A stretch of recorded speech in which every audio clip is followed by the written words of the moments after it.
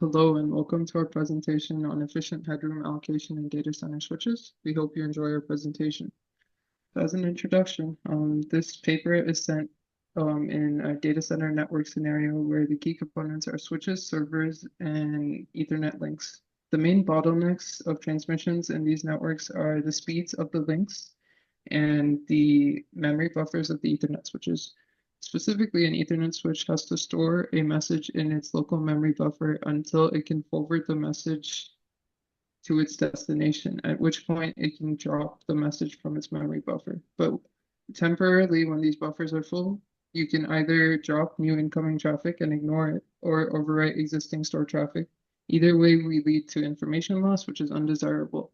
As a solution, we can turn to priority-based flow control. PFC, let's take a look at the example below, where we have a downstream port where Q0 is completely full. With this network congestion, we send a red light upstream saying we don't want any more Q0 packets.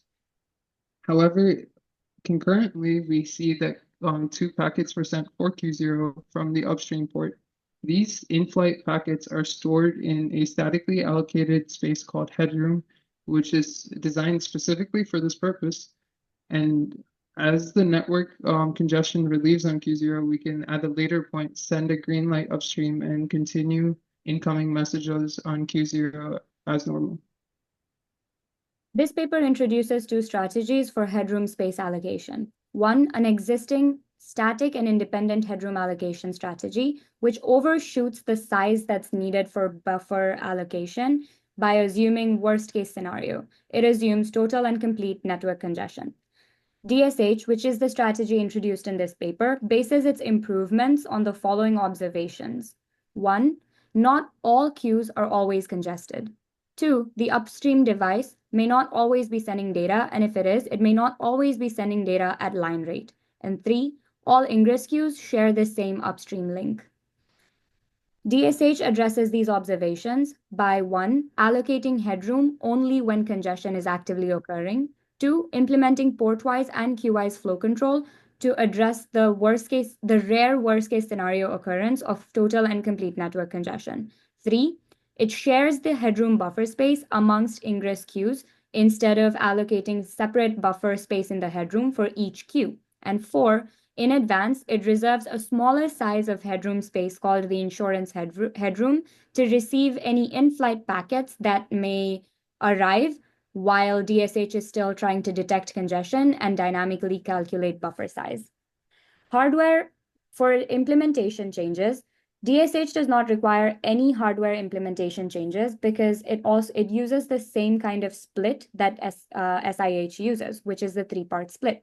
The only difference is the usage of the initial split, where it is on a per port basis in DSH. It is in a queue-wise basis for SIH. In terms of software changes, because we now need to support both port-wise and queue-wise flow control, we need to implement switch operating system changes, which can lead to deployment and implementation delays as well as integration issues.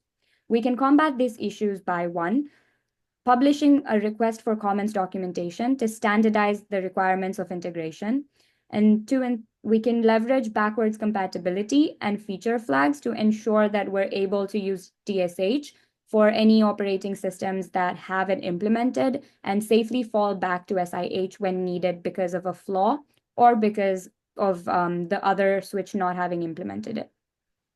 For evaluation, we have 2 types of tests. The first one are micro benchmarks, which serve as unit tests to test for correctness and liveliness of the DSH system. The latter type of test is traffic benchmarks, which are real-life data center stress testing, which tests the performance of DSH in real-life scenarios. An area that we think the paper does not provide enough information, and we think that we would benefit from this information to better evaluate DSH is DSH only talks about being evaluated against an emulation of one Broadcom Tomahawk switch. This raises the following questions. 1, can we expect DSH to perform the same way with an actual chip rather than the emulation? 2, does DSH perform similarly against switches of types other than the Broadcom Tomahawk?